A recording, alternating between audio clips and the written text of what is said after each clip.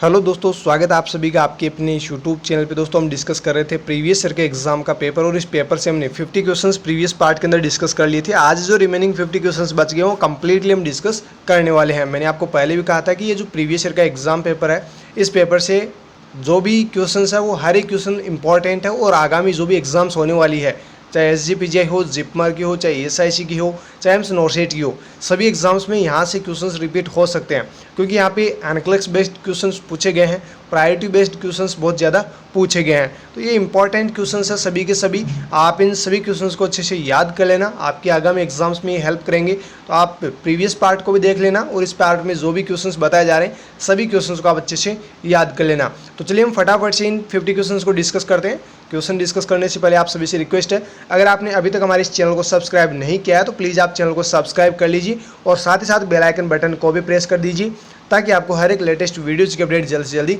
मिलती रहे। तो चलिए हम फटाफट से डिस्कस कर लेते हैं। पहला क्वेश्चन देखिए, यानी कि 51 नंबर क्वेश्चन देखिए, बहुत ही अच्छा क्वेश्चन है। When helping A stroke patient nurse should assist. देखिए एक पेशेंट है स्ट्रोक का और उस स्ट्रोक के पेशेंट की हेल्प नर्स जो है वो करना चाहती है। तो सबसे पहले नर्स क्या असेस करेगी उस पेशेंट में। देखिए जब भी आप किसी पेशेंट की हेल्प कर रहे हो तो पहले आप कुछ ना कुछ असेसमेंट तो करते ही हो, पेशेंट को भी पूछते हो कि क्या हो रखा है, क्या नहीं हुआ है, कब से हो रखा है, ये सारी चीज़ें आप पूछते हो। तो देखिए यहाँ पे स्ट्रोक का पेशेंट और आप उसकी हेल्प कर रहे हैं तो एज ए नर्स आप क्या सबसे पहले असेस करेंगे। देखिए यहाँ पे आपको जो करेक्ट आंसर करना है वो करना ऑप्शन फर्स्ट, बाकी ऑप्शन आप पढ़ते रहना। ऑन वीक साइड, उस पेशेंट की वीक साइड कौन सी है वो उस पेशेंट जो भी पेशेंट है स्ट्रोक का उसमें आपको सबसे पहले ये असेसमेंट करना है। ओके चलिए अगला क्वेश्चन देखिए। To avoid pulling the urinary catheter nurse should tape the catheter on patient. देखिए बहुत ही अच्छा क्वेश्चन है। यदि किसी पर्सन को आप यूरिनरी कैथेटर लगाते हैं तो ऐसा तो है नहीं कि यूरिनरी कैथेटर उस पर्सन को लगाया और उसको छोड़ दिया, उसको टेप करके कहीं ना कहीं उसको चिपकाना भी होता है, मतलब टेप करके उसको कहीं ना कहीं रोकना भी होता है, बांधना भी होता है। बांध तो नहीं सकते आप रस्सी से, बट टेप लगाकर उसको एक जगह फिट तो कर सकते हैं। तो जब भी आप यूरिनरी कैथेटर लगाते हैं तो उसको एक जगह टेप लगाकर उसको फिट भी करते हैं। लेकिन आपको यहाँ पे सवाल में ये पूछा गया कि जब जो यूरिनरी कैथेटर आपने लगाया तो उसके जो आप टेप लगा रहे हो उसको आप फिट कर रहे हो किस जगह पे कर रहे हो, यानी यूरिनरी कैथेटर बाहर वापस ना निकले, रिवर्ट बैक ना हो, इसलिए आप उस टेप यहाँ वहाँ पे जो टेप है वो यूज़ कर रहे हो और उस कैथेटर को एक जगह पे आप टाई कर रहे हो, यानी टेप से आप चिपका रहे हो। देखिए यहाँ पे आपको करेक्ट आंसर करना ऑप्शन फर्स्ट, अपर थाई। जो अपर थाई है वहाँ पे क्या करते हैं, यूरिनरी कैथेटर की जो ट्यूब होती है उसको वहाँ पे मतलब यूरिनरी कैथेटर जैसे आपने इंसर्ट किया, इंसर्ट करने के बाद उसको अपर थाई पे क्या करना होता है, टेप करना होता है ताकि जो यूरिनरी कैथेटर है वो वापस बाहर ना निकले। ओके अगला सवाल देखिए। 16-year-old primary gravida patient admitted with severe pregnancy-induced hypertension is given intravenous magnesium sulfate. The nurse should obtain which one of the following information? बहुत ही इंपॉर्टेंट क्वेश्चन है। यहाँ पे एक ही क्वेश्चन में 2 से 3 क्वेश्चंस आपको मिल रहे हैं। देखिए एक पेशेंट है 16 साल की, प्राइमरी ग्रेविडा पेशेंट है, प्रेगनेंसी कंसीव कर रखी है और उसको क्या हुआ है, प्रेगनेंसी इंड्यूस्ड हाइपरटेंशन यानी PIH, शॉर्ट फॉर्म में क्या बोलते हैं इसको, PIH। कभी कभार ये होता है कि प्रेगनेंसी इंड्यूस्ड हाइपरटेंशन ना देकर सीवियर PIH वर्ड दे दिया जाता है। काफ़ी स्टूडेंट तो यही सोचने में लग जाते हैं PIH है क्या। तो देखिए शॉर्ट में इसको बोलते हैं PIH यानी प्रेगनेंसी इंड्यूस्ड हाइपरटेंशन। तो देखिए यहाँ पे जो 16 ईयर की जो महिला है उसको क्या हुआ है, प्रेगनेंसी इंड्यूस्ड हाइपरटेंशन हुआ है। अब आप सभी को पता ही होगा कि क्लेम्पशिया की ड्रग ऑफ चॉइस क्या होती है, MgSO4 यानी मैग्नीशियम सल्फेट। तो यहाँ पे देखिए इसको इंट्रावेनसली मैग्नीशियम सल्फेट दी जा रही है, ट्रीटमेंट के तौर पे क्या दे रहे हैं, इंट्रावेनसली MgSO4 मैग्नीशियम सल्फेट। अब सवाल ये पूछा गया कि नर्स जो है वो कौन सी इन्फॉर्मेशन यहाँ से ऑब्टेन करेगी। तो देखिए यहाँ पे आपको करेक्ट आंसर करना option c, respiratory rate every hours. प्रत्येक घंटे पे रेस्पिरेटरी रेट जो है वो आपको मॉनिटर करते रहना है, चेक करते रहना है। ये एज नर्स आपका काम रहेगा सबसे पहले। ओके तो यहाँ पे आपको ऑप्शन सी करेक्ट आंसर करना है। अगला क्वेश्चन देखिए, which one of the following nursing measures would be most appropriate in the care of the patient who has acute epistaxis. बहुत ही अच्छा क्वेश्चन है। यहाँ से बार बार क्वेश्चंस इस प्रकार से पूछे जाते हैं कि एपिस्टाक्सिस होता क्या है, एपिस्टाक्सिस अगर किसी पर्सन को हो गया तो एज ए नर्स आप सबसे पहले क्या करेंगे, इस प्रकार के बार बार सवाल पूछे जाते हैं। ये भी प्रायोरिटी बेसिस क्वेश्चन है। देखिए एक्यूट एपिस्टाक्सिस किसी पर्सन को हुआ है, एक पेशेंट आपके पास में है एक्यूट एपिस्टाक्सिस का। जो एपिस्टाक्सिस है इसका मतलब होता है नोज ब्लीडिंग, यानी इसको लोकल लैंग्वेज में हम बोलते हैं नक्सीर। क्या बोलते हैं? नक्सीर। तो ये जब नक्सीर किसी पर्सन को होती है, नक्सीर किसी पर्सन की आती है और वो आपके पास में पेशेंट बन के आएगा, सीधी सी बात, तो आप एज ए नर्स सबसे पहले मोस्ट अप्रोप्रिएट एक्शन क्या लेंगे? यहाँ पे ऑप्शंस आपको दे रखे हैं दोस्तों। यहाँ पे आपको करेक्ट आंसर करना option C, pinch the nose and have the patient lean forward. बार बार ये सवाल पूछा जाता है कि एपिस्टाक्सिस क्या है, या फिर एक्यूट एपिस्टाक्सिस या फिर क्रॉनिक एपिस्टाक्सिस, या फिर एपिस्टाक्सिस वर्ड दे के भी पूछ लिया जाता है कि अगर ऐसा पेशेंट आपके पास में आता है तो एज नर्स आप सबसे पहले क्या करेंगे। अगर एपिस्टाक्सिस का पेशेंट आपके पास में आया है तो आप उसे कौन सी पोजीशन दोगे। इस प्रकार के बार बार सवाल पूछे जाते हैं। तो देखिए यहाँ पे आपको करेक्ट आंसर करना है पिंच द नोज, यानी जब भी पेशेंट आपके पास में एपिस्टाक्सिस का आता है तो उसको बोलना है कि आप अपने नोज़ को पिंच कर लीजिए। पिंच तब तक रखना है जब तक कि आपकी ब्लीडिंग स्टॉप ना हो जाए, और साथ ही साथ उस पेशेंट को लीन फॉरवर्ड पोजीशन देना है। बार बार सवाल ये पूछा जाता है कि एपिस्टाक्सिस पर्सन को हुआ है, नोज ब्लीडिंग हो रही है 1 दिन से 2 दिन, यानी कि वो क्वेश्चन को इस प्रकार से बनाते हैं कि 4-5 लाइन बन जाए, है ना।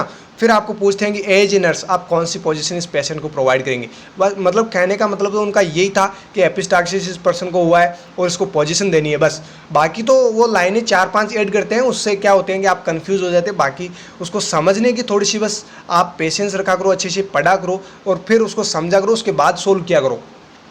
तो यहाँ पे लीन फॉरवर्ड पोजीशन आपका वहाँ पे करेक्ट आंसर हो जाएगा। तो यहाँ पे ऑप्शन थर्ड जो है वो आपका सही आंसर है।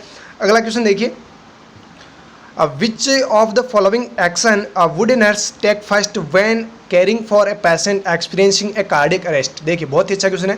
कार्डिक अरेस्ट अगर किसी पर्सन को आता है या फिर किसी पर्सन या पेशेंट को कार्डिक अरेस्ट होता है, एज ए नर्स आप सबसे पहले कौन सा एक्शन लेंगे?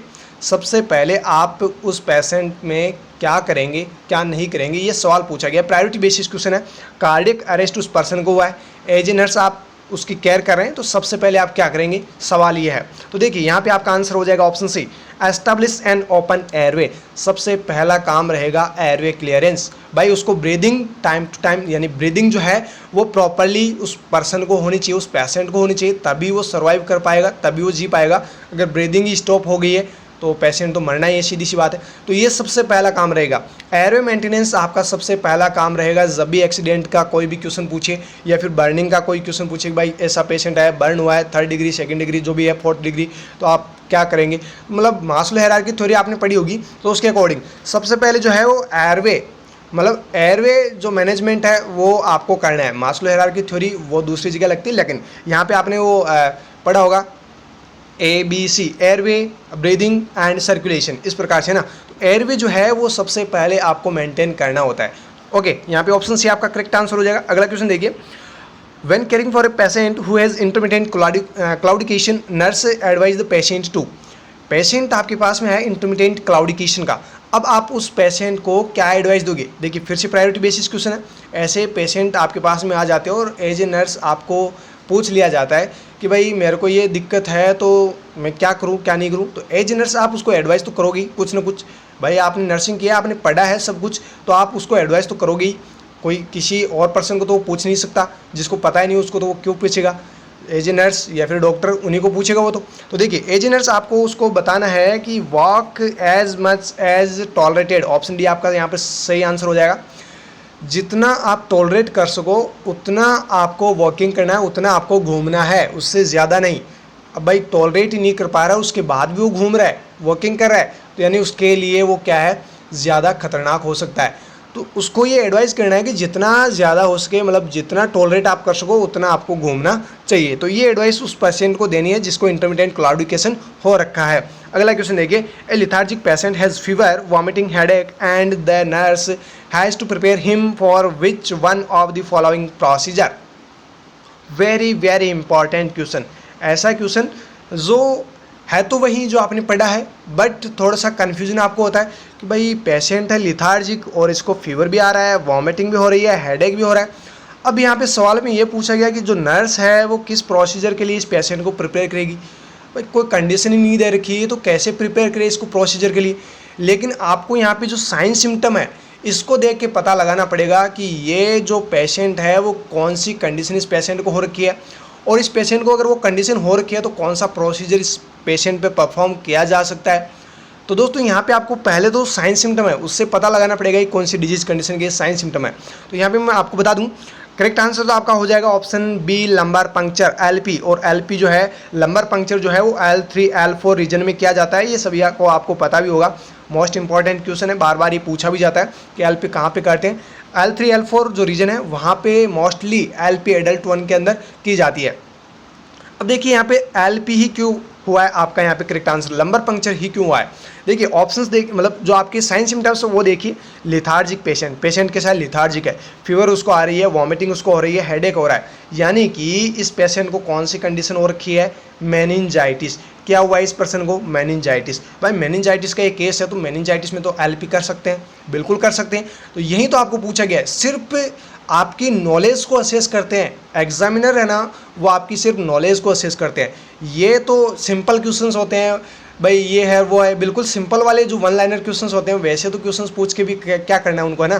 तो वो तो सभी को आते हैं, बस आपकी नॉलेज को असेस किया जाता है कि कितना क्या नॉलेज है इस बच्चे को, है ना। तो यहाँ पे देखिए पहले आपको ये पता करना पड़ेगा ये साइन सिम्टम किसके हैं, मेनिंजाइटिस के। मेनिंजाइटिस में क्या करते हैं, एलपी, लंबर पंक्चर। ओके, तो यहाँ पे आपका ऑप्शन सी जो है, ऑप्शन सेकंड जो है बी, वो आपका करेक्ट आंसर हो जाएगा। अगला क्वेश्चन देखिए, an active male patient who weight 180 LB, अगर केजी में बात करें तो 81.65 kg has undergone dietary instructions. The patient reports that his current diet consists of 60 gram of fat, 200 mg of cholesterol and 5 gram of sodium per day. What a nurse advise the patient to do? बिल्कुल ये भी priority basis question है, बिल्कुल simple question है, समझने की ज़रूरत है। देखिए एक मेल पेशेंट है, कौन सा पेशेंट है, मेल पेशेंट, वो भी कैसा, एक्टिव। उसके वेट की बात करें तो उसका वजन है 180 LB, LB में कितना है 180, और अगर केजी में बात करें तो 81.65, यानी कि ये ओबेज पेशेंट है, मतलब ओबेसिटी का ये शिकार हो रखा है। ऐसे तो है नहीं भाई, जो अंडर न्यूट्रिशन या माल न्यूट्रिशन नॉर्मल जो वेट वाले होते हैं वो 60 kg 70 kg के बिलो ही रहते हैं, लेकिन जो ओबेज होते हैं, जो मोटापे के शिकार होते हैं, वो 80+ चले जाते हैं ना। तो यहाँ पे देखिए 80+ इसका वजन है। अब देखिए ये जो पेशेंट है इसको डाइटरी इंस्ट्रक्शन देना है, ये डाइटरी इंस्ट्रक्शन आपको देना है कि क्या आपको नहीं लेना है, क्या लेना है। अब देखिए ये पेशेंट आपको बता रहा है कि मैं करंटली अभी जो प्रेजेंट में मैं जो डाइट ले रहा हूँ वो कैसे ले रहा हूँ, 60 ग्राम फैट पर डे में 60 ग्राम फैट लेता हूँ, साथ में 200 मिलीग्राम जो है वो कोलेस्ट्रॉल लेता हूँ और 5 ग्राम सोडियम पर डे में ये लेता हूँ। मतलब उस पेशेंट ने बता दिया कि ये चीज़ें तो मैं अभी प्रेजेंट में खा रहा हूँ। अब आपको उसको डाइटरी इंस्ट्रक्शन देने हैं कि क्या क्या आपको खाना है या क्या नहीं खाना है। तो देखिए एज नर्स आप उस पेशेंट को क्या एडवाइस करेंगे। भाई पेशेंट किसका है, ओबेसिटी का, किसका है, ओबेसिटी का, और इसको किसका चांस है, हाइपरटेंशन। STN इस पर्सन को होगा कि नहीं होगा। ओबेसिटी भी रिस्क फैक्टर होता है हाइपरटेंशन का। तो देखिए इसको हाइपरटेंशन होगा तो सीधी सी बात हम कौन सी डाइट को कम करेंगे। तो यहाँ पर देखिए आपको करेक्ट आंसर क्या करना है, option D, decrease his sodium. भाई जो नमक है उसका सेवन आप कम करें तो आपके लिए बेस्ट रहेगा। पहले ही आप ओबेसिटी का शिकार है और हाइपरटेंशन की कंडीशन जो है वो बढ़ सकती है, तो आप क्या करें, जो सोडियम है उसका कंजप्शन कम करें। तो ये आपको उस पेशेंट को क्या करना है, एडवाइस देना है। ओके, बिल्कुल सिंपल क्वेश्चंस होते हैं बट आपको सिर्फ समझने की ज़रूरत होती है। अगर आप क्वेश्चन को समझ के सॉल्व नहीं कर रहे हैं तो आपका आंसर हमेशा गलत ही जाएगा। अगर आप क्वेश्चन को समझ कर सॉल्व कर रहे हैं क्वेश्चन का आंसर, तो आपका आंसर हमेशा सही जाएगा। ओके, देखिए अगला question, A 55-year-old male patient who is diagnosed with an involving myocardial infarction insists on going home। 55 year का, 55 साल का एक पेशेंट है और वो डायग्नोस हुआ है MI से, मायोकार्डियल इन्फेक्शन उस पेशेंट को हो रखा है, वो घर जा रहा है। उसका जो पेशेंट है उसको MI हो रखा है और वो घर जा रहा है, मतलब डायग्नोसिस वगैरह सब कुछ हो चुका है। अब आगे देखिए पूछा क्या गया है, the nurse encourages the patient to be admitted because the greatest risk within the first 24 hours of sustaining an MI is. ये पेशेंट MI का है और घर जाने के लिए बोल रहा है, लेकिन नर्स क्या कर रही है, इसको एडमिट कर रही है, एनकरेज कर रही है, बता रही है कि ये जो कंडीशन है वो बहुत ही खतरनाक हो सकती है आपके लिए, आपकी जान भी जा सकती है। तो यहाँ पे उसको बताया जा रहा है कि ये बहुत ही ज़्यादा रिस्क है कि MI का ये अटैक जो है ये आपकी जान भी ले सकता है। ऐसे मतलब उसको डरा सहला कर ही आप रख सकते हैं। पेशेंट अगर MI का है और वो अगर जिद कर रहा है कि मैं यहाँ पे नहीं रुकूंगा, ऐसे वैसे ये होता है वो होता है ना, तो उसको फिर डराना चाहिए। पेशेंट को हमेशा डरा कर हम वहाँ पे रोक सकते हैं, इतना भी नहीं डरना चाहिए कि वो कहीं टेंशन में आ जाए, स्ट्रेस में चला जाए, है ना, इतना भी नहीं डराना। देखिए उसको यहाँ पे मतलब ग्रेटेस्ट रिस्क है विदिन 24 आवर्स की सस्टेनिंग एन एमआई, फिर से अटैक उसको आ सकता है। तो उसको आप क्या कर रहे हैं, एडमिट करने के लिए आप एनकरेज कर रहे हैं। पेशेंट तो बोल रहा है मुझे घर जाना है, एमआई का अटैक आया है, और आप बोल रहे हैं कि 24 घंटे के अंदर आपको फिर से अटैक आ सकता है, इसलिए आप यहाँ पे एडमिट हो जाइए। तो यहाँ पे आपको ये बताना है कि ये जो 24 घंटे हैं इसके अंदर एमआई के अटैक के साथ में और क्या हो सकता है, एमआई के अटैक के साथ में क्या हो सकता है। तो यहाँ पे आपको करेक्ट आंसर करना option second, sudden death. Patient को क्या बोलोगे कि अगर 24 घंटे के अंदर फिर से अगर एमआई का अटैक आता है तो आपकी डेथ हो जाएगी।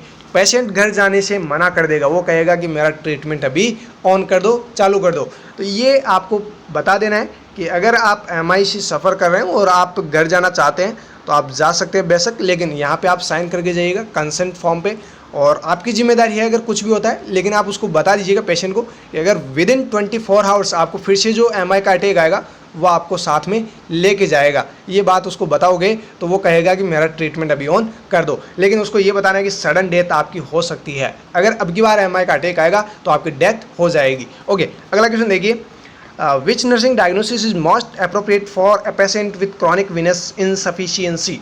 नर्सिंग डायग्नोसिस आपको बताना है, मोस्ट अप्रोप्रिएट नर्सिंग डायग्नोसिस आपको बताना है। पेशेंट आपके पास में है क्रॉनिक वीनस इनसफिशियंसी का, तो यहाँ पे कौन सा डायग्नोसिस है जो इस डिजीज कंडीशन के लिए मोस्ट अप्रोप्रिएट रहेगा।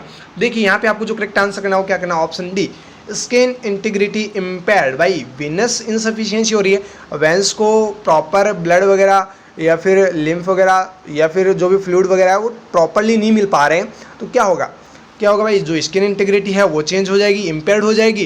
तो ये आपके क्या रहेगा यहाँ पे, मोस्ट अप्रोप्रिएट डायग्नोसिस। तो आपका ऑप्शन डी जो है वो करेक्ट आंसर हो जाएगा। अगला क्वेश्चन देखिए, which condition places a patient with cardiac illness at increased risk of sudden death. देखिए कंडीशन है आपको यहाँ पे बतानी है, वो कौन सी कंडीशन है जिसमें पेशेंट को कार्डियक इलनेस हो जाए और जो सडन डेथ है यानी अचानक मृत्यु का इंक्रीज, यानी उसका सडन डेथ का इंक्रीज रिस्क कौन सा है, कौन सी ऐसी वो कंडीशन है जो कार्डियक इलनेस में अगर देखने को मिले तो इससे हम पता लगा सकते हैं कि इस पेशेंट की सडन डेथ हो सकती है। अभी मैंने आपको बताया था एमआई, मायोकार्डियल इन्फ्रैक्शन। तो यहाँ पे देखिए जो ऑप्शन आपको यहाँ पे करना है वो क्या करना है, ऑप्शन फर्स्ट, डिप्रेशन। अगर पेशेंट कार्डियक इलनेस का है और कार्डियक इलनेस होने के बाद में पेशेंट सीधी सी बात है डिप्रेशन में जाएगा, स्ट्रेस भी उसको बहुत ज़्यादा होगा, टेंशन भी बहुत ज़्यादा होगी, उसके परिवार वालों को भी होगी और उसको तो सबसे ज़्यादा होगी। पेशेंट बहुत ज़्यादा डिप्रेशन में चला जाएगा और उसकी सडन डेथ भी हो सकती है। ये सिर्फ रिस्क बताए जा रहे हैं, ये हम 100% नहीं कह सकते कि वो मरेगा ही, बट ये यहाँ पे increase risk of sudden death. भाई इंक्रीज रिस्क, सडन डेथ के जो रिस्क होते हैं वो सबसे ज़्यादा किस में होता है, डिप्रेशन में। अगर कार्डियक इलनेस किसी पर्सन को हो के और वो बहुत ज़्यादा डिप्रेशन में चला जाए, बहुत ज़्यादा स्ट्रेस टेंशन में चला जाए तो उस पेशेंट की डेथ भी हो सकती है। अगला क्वेश्चन देखिए, nurse working in an ICU must be aware of the ratio of chest compression और to ventilation in CPR procedure. Nurse जो है वो कहाँ पे काम कर रही है, ICU में, इंटेंसिव केयर यूनिट के अंदर काम कर रही है। अब यहाँ पे आपको ये पूछा गया है कि कितना रेशियो आप दोगे, CPR का प्रोसीजर आप परफॉर्म कर रहे हैं और वहाँ पे चेस्ट कंप्रेशन और वेंटिलेशन आपको देना है, तो इसका कितना क्या रेशियो आप प्रोवाइड करोगे पेशेंट को।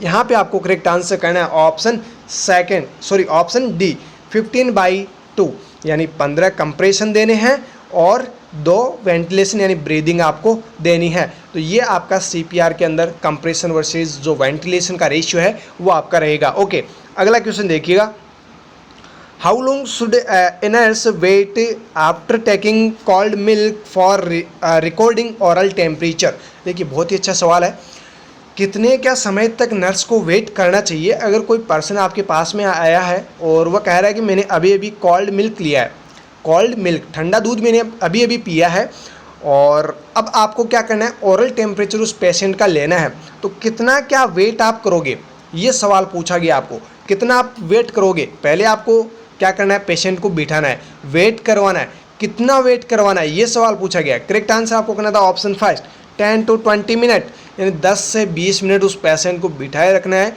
कहीं भी हिलने डुलने नहीं देना है। कोल्ड मिल्क पिया हो चाहे हॉट मिल्क पिया हो, कोई सा भी मिल्क पिया हो, चाहे टी पी हो चाहे उसने जूस पिया हो, उसको पहले क्या करना है 10 से 20 मिनट बिठाना है। अगर कोई पर्सन 1-2 किलोमीटर से दूर से भी चल के आए तो उसको भी पहले 10-15 मिनट बिठाना है, उसके बाद ही उसका टेम्परेचर बीपी वगैरह वो चेक करनी होती है। तो यहाँ पे तो पेशेंट है वो कोल्ड मिल्क पी के आया, मतलब ठंडा दूध पी के आया और उसका ओरल टेम्परेचर आपको लेना है। तो सीधी सी बात है, उसको 10 से 20 मिनट उसको बिठा के रखो, उसके बाद में उसका ओरल टेम्परेचर लो ताकि वो जो रीडिंग आए वो सही आए। ओके, अगला क्वेश्चन देखिए, maternal death rate is expressed deaths पर। बहुत बार ये सवाल पूछा जाता है भाई, ये गवर्नमेंट एग्जाम में बहुत बार ये सवाल पूछा जा चुका है और ये बार बार पूछा भी जा रहा है, चाहे CHO की एग्जाम हो आपकी, चाहे जिपमर की एग्जाम हो, चाहे एम्स की एग्जाम हो, बार बार ये सवाल पूछे जाते हैं। तो देखिए यहाँ पे सवाल पूछा गया maternal death rate, maternal death rate MDR, maternal death rate को किससे एक्सप्रेस करते हैं आप सभी को पता होगा, बार बार मैं ये बताता भी हूँ आपको। 1 लाख, यहाँ पे देखिए मैटरनल डेथ रेट, सॉरी यहाँ पे आपको करेक्ट आंसर जो करना है वो क्या करना है, ऑप्शन सी 10,000 लाइव बर्थ्स। जो मैटरनल डेथ रेट है 10,000 लाइव बर्थ से उसको क्या करते हैं एक्सप्रेस करते हैं। 10,000 तो नहीं होगा, यहाँ पे तो 1 लाख ही होगा, लेकिन इन्होंने कुछ से मिसप्रिंट कर रखा है, कोई बात नहीं। मैटरनल डेथ रेट को 1 लाख से क्या करते हैं एक्सप्रेस करते हैं, किससे 1 लाख लाइव बर्थ से क्या करते हैं इसको एक्सप्रेस करते हैं। यहाँ पे तो ऑप्शन सी ही माना जाएगा, बाकी तो कोई है ही नहीं। 1000 लाइव बर्थ आप नहीं बोल सकते, 10,000 लाइव बर्थ तो फिर भी थोड़ी सी संख्या बढ़ी हुई है, तो यहाँ पे देखिए ऑप्शन सी है वैसे, बट 1 लाख यहाँ पे आपको करेक्ट आंसर करना होता है। अगला सवाल देखिए, which type of solution causes water to shift from cell to plasma. भाई कौन सा वो टाइप है जिसमें क्या होता है सॉल्यूशन जो है वो, या फिर जो वाटर जो है वो शिफ्ट होता है सेल से प्लाज्मा की तरफ। यहाँ पे आपको जो करेक्ट आंसर करना है वो करना है ऑप्शन डी, हाइपरटोनिक। जो हाइपरटोनिक सॉल्यूशन होते हैं वो क्या होते हैं, वो शिफ्ट हो जाते हैं सेल टू प्लाज्मा के अंदर। अगला सवाल देखिए, bleeding time is prolonged in all the following except, एक कंडीशन को छोड़कर बाकी सभी में ब्लीडिंग टाइम जो है वो बढ़ा हुआ मिलेगा। तो यहाँ पे मतलब ब्लीडिंग डिसऑर्डर दिए गए हैं आपको, एक जो डिसऑर्डर है उसके अंदर ब्लीडिंग ज़्यादा नहीं रहेगी, मतलब ब्लीडिंग तो होगी बट प्रोलॉन्ग नहीं होगी, तो वो कंडीशन आपको बतानी है।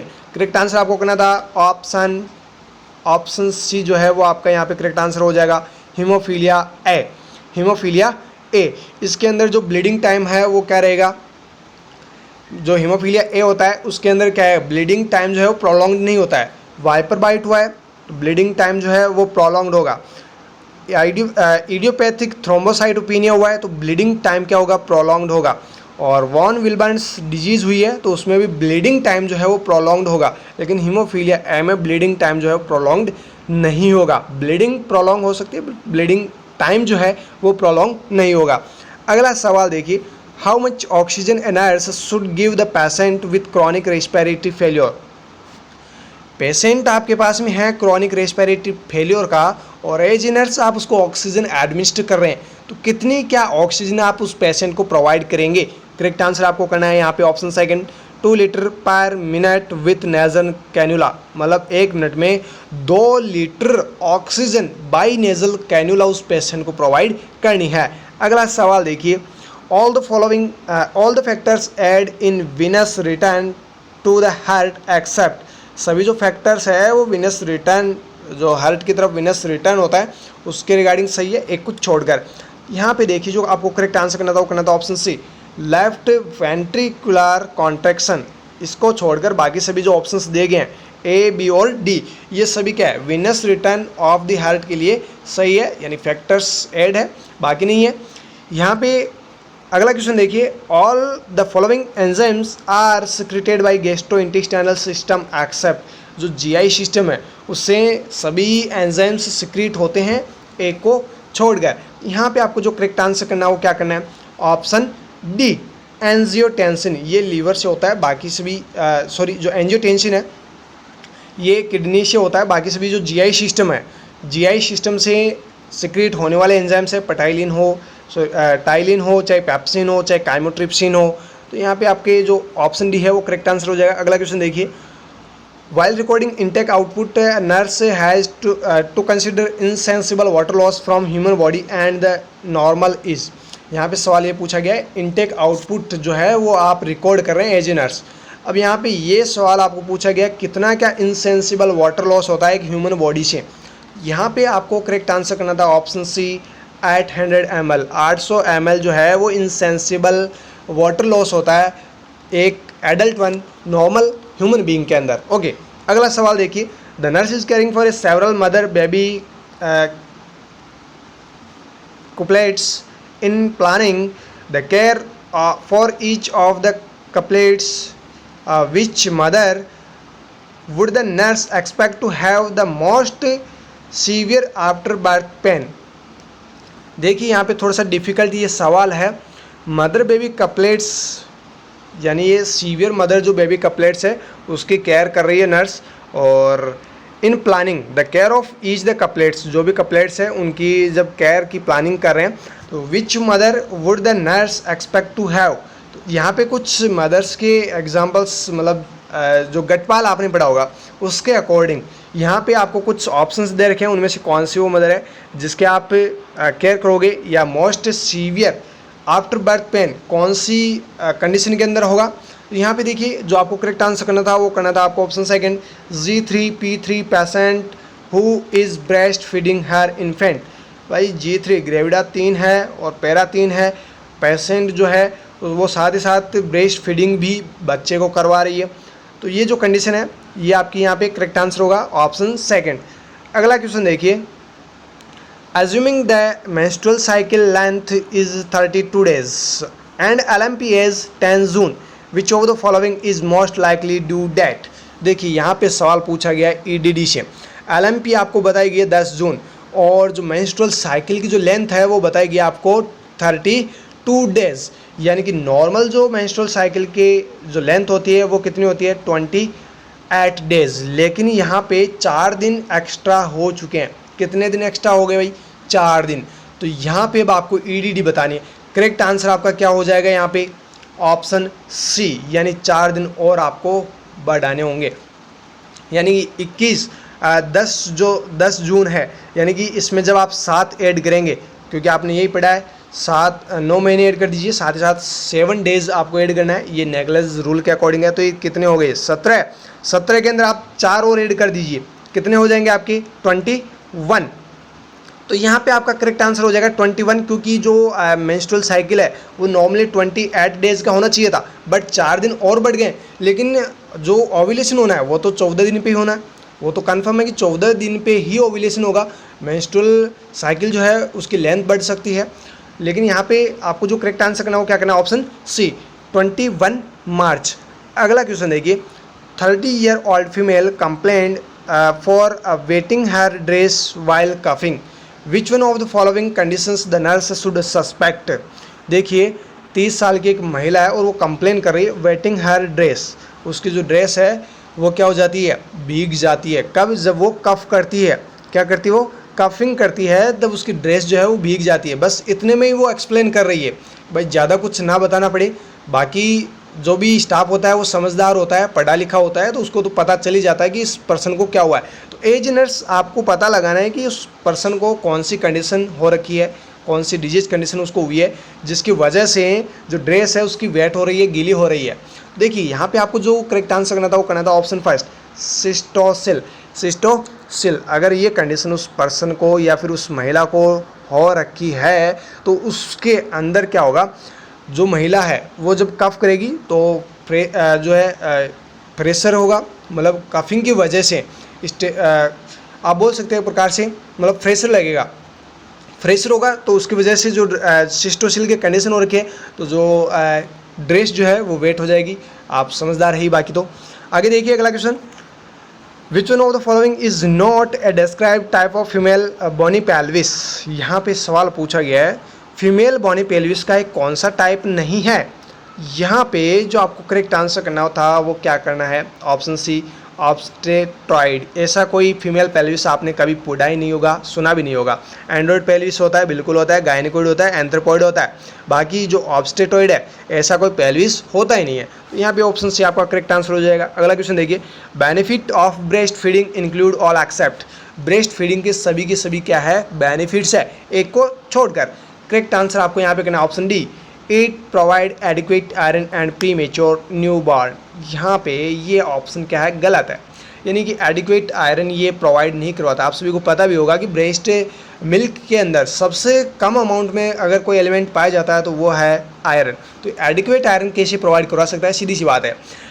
इट प्रोवाइड न्यूट्रिशन, ये न्यूट्रिएंट्स बिल्कुल देता है बच्चे को। कोलोस्ट्रम प्रोवाइड करवाता है हाई लेवल इम्यून प्रोटेक्शन, इसीलिए इसको फर्स्ट टाइप ऑफ इम्यूनाइजेशन कहा जाता है।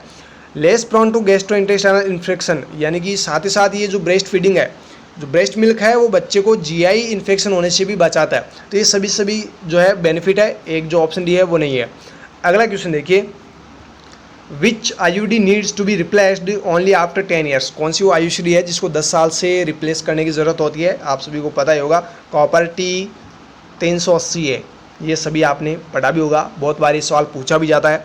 अगला सवाल देखिए, aspermia is the term used to describe. देखिए एस्पर्मिया का मतलब आपको पूछ लिया गया, एस्पर्मिया से आप क्या समझते हैं, तो यहाँ पे आपको करेक्ट आंसर करना है option first, absence of semen. Aspermia का मतलब होता है सीमन का एब्सेंस होना। अगला सवाल देखिए, which factor is most closely associated with successful smoking cessation. कौन सा वो फैक्टर है जो क्लोजली एसोसिएटेड होता है स्मोकिंग सीजेशन से। देखिए यहाँ पे आपको करेक्ट आंसर करना option C, preparation of a plan to deal with potential relapses, ये एक फैक्टर है। यहाँ पे जो ऑप्शन थर्ड दे रखा है ये क्या है, स्मोकिंग सीजेशन से क्लोजली एसोसिएटेड होता है। अगला सवाल देखिए, a newly married healthy couple is asking for the best method of contraception and which one of the following methods a nurse will advise. Newly अभी मैरिज हुई है कपल्स जो है वो आपको पूछ रहे हैं, एज ए नर्स आपको पूछ सकते हैं, वो डॉक्टर को पूछते हैं, आपको पूछते हैं, एएनएम हो चाहे आशा हो, उनको वो पूछते ही रहते हैं, है ना। तो यहाँ पे देखिए अभी न्यूली मैरिड हेल्दी कपल्स है और वो आपको पूछ रहे हैं कॉन्ट्रासेप्शन के बारे में, कौन से वो कॉन्ट्रासेप्शन मेथड है जो हमारे लिए बेस्ट होंगे। तो एज ए नर्स आप उनको क्या एडवाइस दोगे, यहाँ पे आपको करेक्ट आंसर करना है ऑप्शन डी, कंबाइंड ओरल पिल। भाई COP जो है यानी कंबाइंड जो ओरल पिल्स है वो आपको लेनी है, ये जो मेथड है वो आपके लिए बेस्ट रहेगा। अगला सवाल देखिए, all are high risk factors for endometrial carcinoma except, एक को छोड़कर बाकी सभी क्या है, हाई रिस्क फैक्टर है एंडोमेट्रियल कार्सिनोमा होने के। तो देखिए यहाँ पे आपको जो करेक्ट आंसर करना है वो करना है ऑप्शन सेकंड, मल्टीपेराइटी। मल्टीपेराइटी से एंडोमेट्रियल कार्सिनोमा नहीं होता है, बट जो हाईली रिस्क फैक्टर्स है जैसे ओबेसिटी, किसी पर्सन को है, किसी महिला को है तो उसको एंडोमेट्रियल कार्सिनोमा हो सकता है। डायबिटीज़ अगर लंबे समय से हैं तो उसको भी एंडोमेट्रियल कार्सिनोमा की रिस्क है। और एक्सोजिनस अगर एस्ट्रोजेंस हो रहे हैं, मतलब बाहर से कोई एस्ट्रोजन वगैरह ले रही है तो उससे भी एंडोमेट्रियल कार्सिनोमा होने के चांसेज है। तो ये हाईली रिस्क फैक्टर्स है मल्टीपेराइटी को छोड़कर। अगला क्वेश्चन देखिए, oxygenated blood enter the fetal circulation from umbilical vein via. Very important question, बहुत ही इंपॉर्टेंट क्वेश्चन है, ऐसे क्वेश्चन बार बार रिपीट होते रहते हैं। ऑक्सीजनेटेड ब्लड जो है वो फिटल सर्कुलेशन में अम्बिलिकल वेन के थ्रू, यानी कि बच्चे के अंदर जब एंटर होता है ऑक्सीजन ब्लड फिटल सर्कुलेशन के दौरान, जब oxygenated blood all over body में घूमता है तो अम्बिलिकल वेन से किसके थ्रू ऑक्सीजनेटेड ब्लड जाता है। करेक्ट आंसर आपको यहाँ पे कहना है ऑप्शन फर्स्ट, डक्टस वेनोसस। जो डक्टस वेनोसस है उसके थ्रू ऑक्सीजनेटेड ब्लड जो है वो सर्कुलेट होता रहता है। अगला सवाल देखिए, persistent generalised lymph adenopathy caused by. यहाँ पे बहुत ही अच्छा क्वेश्चन पूछा गया है और ये क्वेश्चन रिपीट हो सकता है। परसिस्टेंट जनरलाइज्ड लिम्फ एडिनोपैथी अगर किसी पर्सन को हुई है तो किसकी वजह से हुई, उसके पीछे क्या कारण है। यहाँ पे आपको करेक्ट आंसर करना था ऑप्शन डी, HIV। HIV का इन्फेक्शन किसी पर्सन को हुआ है तो उसको परसिस्टेंट जनरलाइज्ड लिम्फ एडिनोपैथी होगी। जो लिम्फेटिक सिस्टम्स है उसमें स्वेलिंग एडिमा की कंडीशंस डेवलप हो जाएगी। ये कंडीशंस HIV के पर्सन्स में देखने को मिलती है, यानी HIV की वजह से ये कंडीशन डेवलप होती है। अगला सवाल है कि विच one of the following viruses cause post transfusion hepatitis. Very very important question है, कौन सा वो वायरस है जो कॉज करता है post transfusion hepatitis. Correct answer आपको करना है option C, hepatitis C. Hepatitis C जो है इस टाइप का जो वायरस है वो पोस्ट ट्रांसफ्यूजन हेपेटाइटिस कॉज करेगा, यानी ट्रांसफ्यूजन के बाद में जो हेपेटाइटिस कॉज होगा वो हेपेटाइटिस सी वायरस की वजह से होगा। अगला सवाल देखिए, what is the usual site of intramuscular injection a nurse will choose in an adult to Z track technique. भाई यहाँ पे इंट्रामस्कुलर इंजेक्शन आप यूज़ कर रहे हैं और नर्स जो है वो Z-टेक टेक्निक से वो इंजेक्शन लगाना चाहती है। और जब भी आयरन का इंजेक्शन लगता है तो वो Z-टेक टेक्निक से ही लगता है, आप सभी को पता होगा। अब देखिए यहाँ पे Z-टेक टेक्निक आप यूज़ तो कर रहे हैं एज ए नर्स और इंट्रामस्कुलर इंजेक्शन आपको लगाना है, लेकिन आपको ये पूछा गया है कि कौन सी साइट आपके लिए बेस्ट रहेगी या फिर कौन सी साइट से आप वो इंजेक्शन लगाएंगे। दोस्तों यहाँ पे आपको करेक्ट आंसर करना ऑप्शन सी, वेंट्रोग्लूटियल। जो वेंट्रोग्लूटियल है ये साइट जो है वो बेस्ट रहेगी। जब भी आप Z-टेक टेक्निक यूज़ करें, इंट्रामस्कुलर इंजेक्शन जब आप लगाए तो वेंट्रोग्लूटियल जो साइट है वो आपको यूज़ करनी है। अगला सवाल देखिए, how a nurse will have to collect urine sample for culture from urinary collecting system. देखिए यहाँ पे सवाल क्या पूछा गया, नर्स जो है यूरिन सैंपल कलेक्ट करना चाहती है और यूरिन कलेक्टिंग सिस्टम यानी कि यूरिन का कल्चर के लिए यूरिन कलेक्शन करना है, तो नर्स कब यूरिन का कलेक्शन करेगी। देखिए यहाँ पे आपको करेक्ट आंसर करना है option first, with needle aspiration. और ये एम्स में भी ये सवाल पूछा जा चुका है, एम्स के एग्जाम में भी 1-2 बार ये सवाल पूछा जा चुका है। भाई अगर यूरिनरी कलेक्टिंग सिस्टम लगा हुआ है और वहाँ से अगर आप यूरिन कलेक्ट कर रहे हैं कल्चर के लिए, तो आप कैसे यूरिन को कलेक्ट करेंगे। ये सवाल पहले भी एम्स के एग्ज़ाम में पूछा जा चुका है और भी एग्ज़ाम्स में ये सवाल पूछा जा चुका है। दोस्तों ध्यान रखना, विथ निडल एस्पायरेशन, निडल की मदद से, निडल की हेल्प से आपको क्या करना है, यूरिन एस्पायरेट करना है और उस यूरिन का कल्चर करवाना है। तो ये सवाल आपका गलत नहीं होना चाहिए, बहुत बार ये पूछा भी जा चुका है। अगला सवाल देखिए, all the following hormones are secreted by anterior pituitary except. सभी जो हार्मोन्स है वो एंटीरियर पिट्यूटरी ग्लैंड से सिक्रेट होते हैं एक को छोड़कर। तो यहाँ पे जो आपको करेक्ट आंसर करना है वो क्या करना है, ऑप्शन सेकंड, GRH को छोड़कर GH, TSH, FSH ये सभी एंटीरियर पिट्यूटरी ग्लैंड से सिक्रेट होने वाले हार्मोन है। अगला सवाल देखिए, glycated haemoglobin HbA1c test means glucose level. यानी जो ग्लाइकेटेड हीमोग्लोबिन है यानी HbA1c जो टेस्ट है, इसके अंदर ग्लूकोज का लेवल कितना क्या होना चाहिए। तो देखिए यहाँ पे आपको करेक्ट आंसर जो करना है वो करना है ऑप्शन डी, ओवर 19 डेज। यानी जो टेस्ट किया जाता है ये जो है ओवर 19 डेज किया जाता है और इसमें ग्लूकोज का लेवल जो है वो आपको मॉनिटर करना होता है HbA1c में। ओके, अगला सवाल देखिएगा, how do you know that intercostal drainage tube is functioning. इन सभी सवालों की जो एक्सप्लेनेशंस वगैरह है उसकी PDF भी आपको क्रिएट करके दे देंगे बहुत जल्द, टेंशन ना लो। यहाँ पे देखिए, how do you now the intercostal drainage tube is functioning. कैसे आप पता लगाओगे कि जो इंटरकोस्टल ड्रेनेज ट्यूब लगी हुई है वो काम कर रही है कि नहीं कर रही है। इंटरकोस्टल ड्रेनेज ट्यूब तो फिजिशियन ने या फिर जो सर्जन है उसने लगा दी। अब आपको तो ये पता करना है कि ये जो ट्यूब लगी हुई है ये काम कर रही है कि नहीं कर रही है। तो कैसे पता लगाओगे, एज ए नर्स आपको पता तो होना चाहिए। तो यहाँ पे आपको करेक्ट आंसर करना है option C, oscillation of water column in drainage bottle. और ये सवाल एम्स के एग्ज़ाम में 2-3 बार पहले भी पूछा जा चुका है। तो सेंट्रल गवर्नमेंट के एग्ज़ाम्स में ऐसे सवाल तो नॉर्मल है, पूछे ही जाते हैं। ध्यान रखिएगा, oscillation of water column in drainage bottle, ये आपका यहाँ पे करेक्ट आंसर हो जाएगा। अगला सवाल देखिए, a subjective feeling about what is right और wrong in psychiatric medicine is said to be. देखिए सब्जेक्टिव फीलिंग, भाई सब्जेक्टिव फीलिंग ये सभी के अंदर होती है कि क्या सही है क्या गलत है, उसके रिगार्डिंग जो भी फीलिंग्स आपकी होती है। भाई आप कोई भी चीज़ होती है कि भाई सही है कि नहीं है, वो आप लोग डिसाइड करते हैं, गलत है कि सही है, ये चीज़ें तो आप ही डिसाइड भी करते हो और ये सब्जेक्टिव फीलिंग हर एक पर्सन की होती है। अब यहाँ पे ये पूछा गया कि साइकेट्रिक मेडिसिन, इस साइकेट्रिक मेडिसिन को क्या कहते हैं, है ना। यहाँ पे देखिए जो आपको सवाल का आंसर जो करना है वो करना है आपको ऑप्शन बी, मॉरलिटी। इसको क्या बोलते हैं, मॉरलिटी। और ये हर एक ह्यूमन बीइंग के अंदर होता है, राइट और रॉन्ग का पता करना, यानी कि ये फीलिंग जो है वो हर एक पर्सन के अंदर होती है, क्या गलत है क्या सही है ये तो पर्सन खुद डिसाइड भी करता है। तो ये जो मेडिसिन है, ये साइकेट्रिक मेडिसिन का नाम है मॉरलिटी। ओके, यहाँ पे करेक्ट आंसर करना है ऑप्शन बी। अगला सवाल देखिए, nurse has to apply erythromycin ointment to a newborn child which area of eyes is supposed place it. Nurse जो है इरिथ्रोमाइसिन ऑइंटमेंट जो है न्यूबॉर्न चाइल्ड के अप्लाई कर रही है। अब सवाल ये पूछा गया है कि आप एज नर्स ये जो इरिथ्रोमाइसिन ऑइंटमेंट अप्लाई कर रहे हो, ये आप आई के कौन से एरिया पे आप अप्लाई करोगे। दोस्तों यहाँ पे आपको करेक्ट आंसर करना है ऑप्शन सी, लोअर कंजक्टाइवा।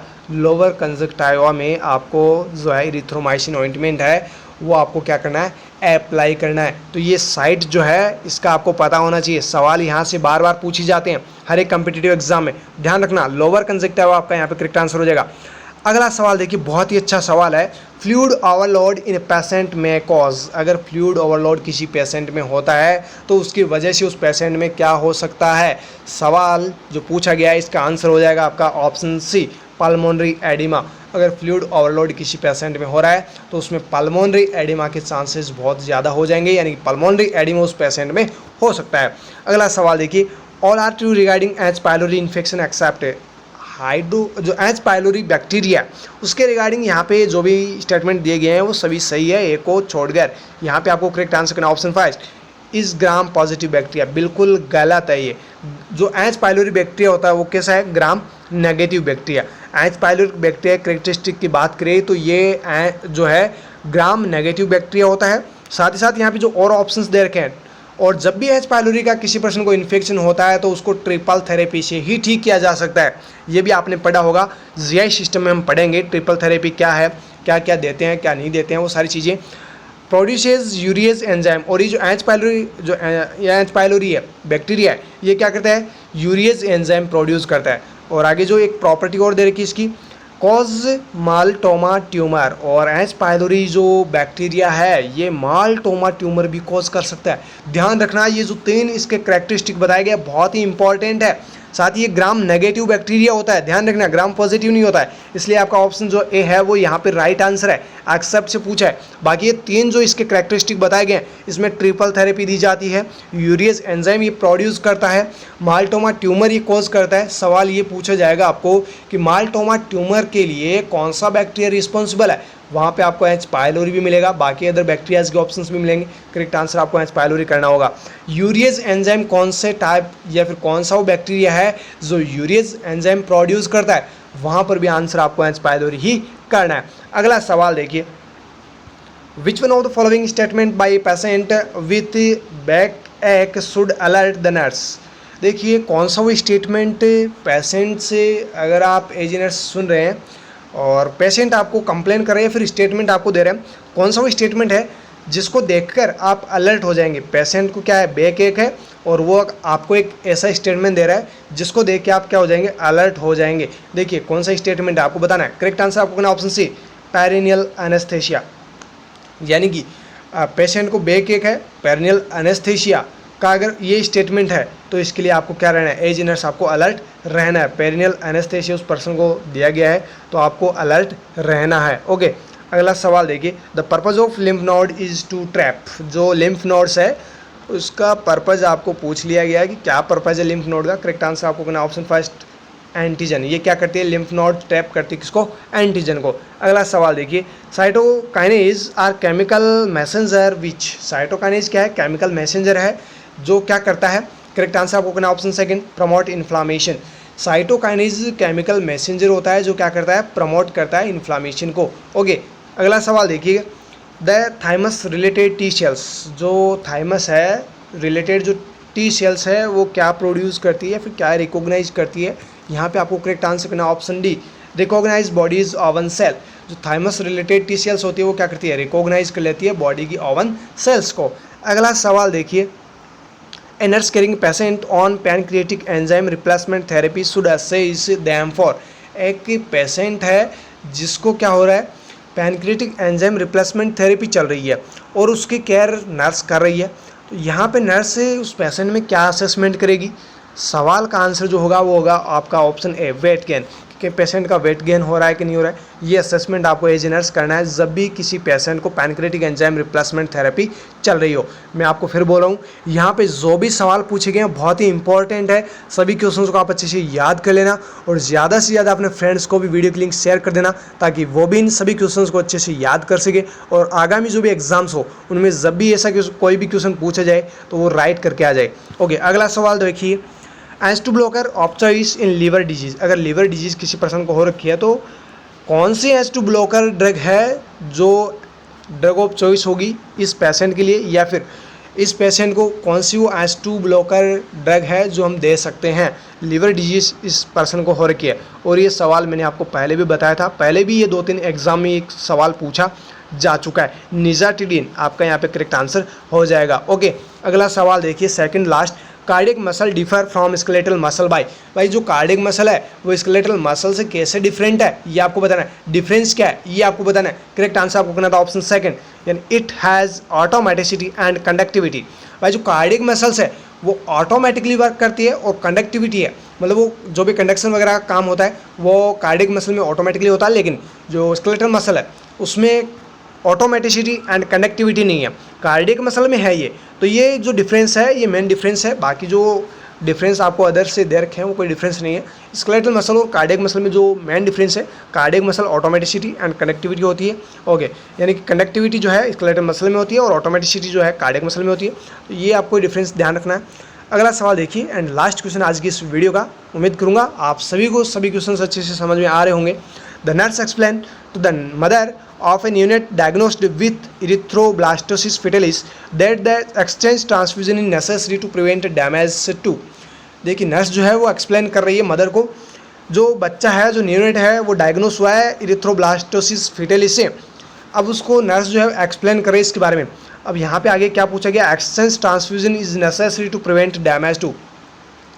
उससे मदर को वो नर्स एक्सप्लेन कर रही कि आपको ट्रांसफ्यूजन जो है वो एक्सचेंज ट्रांसफ्यूजन जो है वो करवाना पड़ेगा ही पड़ेगा। कंडीशन डायग्नोस हो चुकी है, एक्सचेंज ट्रांसफ्यूजन की ज़रूरत है ताकि उसके कौन से पार्ट को बचाया जा सके। ये आप एडवाइस उस पेशेंट को दे रहे हैं, यानी उस मदर को दे रहे हैं। तो यहाँ पे आपको करेक्ट आंसर करना ऑप्शन डी, ब्रेन को डैमेज होने से बचाने के लिए ट्रांसफ्यूजन जो एक्सचेंज ट्रांसफ्यूजन है वो बहुत ज़रूरी है, ऐसा उस मदर को आपको एक्सप्लेन करना है एज ए नर्स। तो दोस्तों ये थे अपने 100 क्वेश्चंस, प्रीवियस पार्ट आपको मैंने पहले ही बता दिया है और ये आज हमारे 50 क्वेश्चंस सभी क्वेश्चन सॉल्व हो गए और उम्मीद करूंगा बहुत ही अच्छे से आपको ये सभी क्वेश्चंस समझ में आए होंगे। अगर आपको कहीं भी कोई भी दिक्कत हो किसी भी क्वेश्चन में तो आप हमें कमेंट करके ज़रूर पूछ सकते हैं, विद एक्सप्लेनेशन आपको आंसर बताया जाएगा। फिर मिलेंगे दोस्तों, ये थी आपकी आज की वीडियो, यानी कि बहुत ही शानदार तरीके से आपको ये सभी क्वेश्चन समझाए गए। आप सभी अपने फ्रेंड्स को ज़रूर शेयर कीजिएगा और अगर आप अभी हमारे चैनल को अभी तक आपने अभी सब्सक्राइब नहीं किया है तो प्लीज़ आप चैनल को सब्सक्राइब करके बेल आइकन बटन को भी ज़रूर दबा दीजिएगा। फिर मिलेंगे दोस्तों नई वीडियो के साथ, तब तक आप हमारे साथ बने रहिएगा। Thank you so very much.